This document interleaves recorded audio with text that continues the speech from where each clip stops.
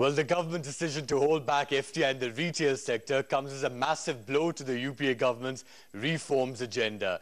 It raises question marks on how far the government can carry economic reforms forward.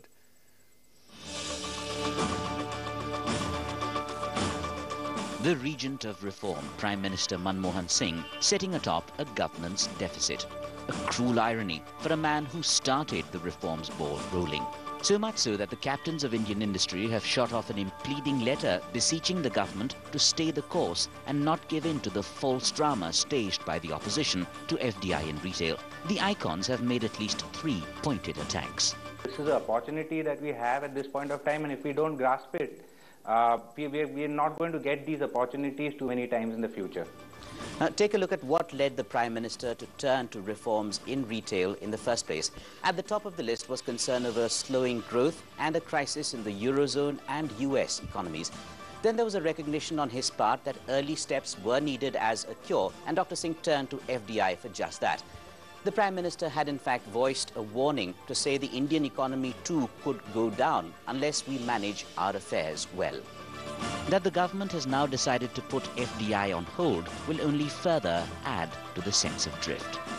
You do need to take investment. Look at the balance of payments with the way they are, your dollar reserves are going down. You have to bring in investments from outside. You have to open up your economy to the outside world. Every economist has lauded the move. Every expert says it will be very beneficial to the country. Yet we bring in arguments which are not to the point to try and stall it.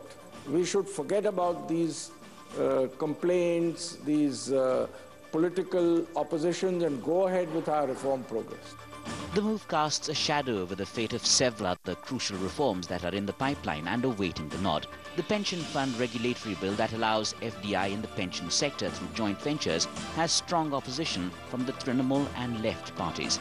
The goods and service tax bill that subsumes an array of indirect taxes has run into rough weather, with most states unhappy with the slashed central sales tax and revenue. The insurance bill that raises the FDI cap in the sector lacks consensus. It's the same with the Direct Taxes Code bill that overhauls the archaic Income Tax Act. The report on the issue remains held up with a standing committee. However, our sources tell us that the government is not letting the setback throw it off kilter. In fact, it is all set to introduce the Companies Bill on Wednesday. The Companies Bill, when it goes through Parliament, will replace the long-outdated Companies Act of 1956. It will overhaul corporate governance norms and grant shareholders greater powers to defend their rights. The new law allows for greater checks and balances, as also a larger degree of transparency. No more prolonged delays in punishing corporate fraudsters. The Serious Frauds Investigation Office gets these powers directly. The pro-reform lobby will be watching Parliament closely to read the intent of the legislators and to gauge whether India has lost the appetite for big-ticket reforms. Bureau Report, NEWSX.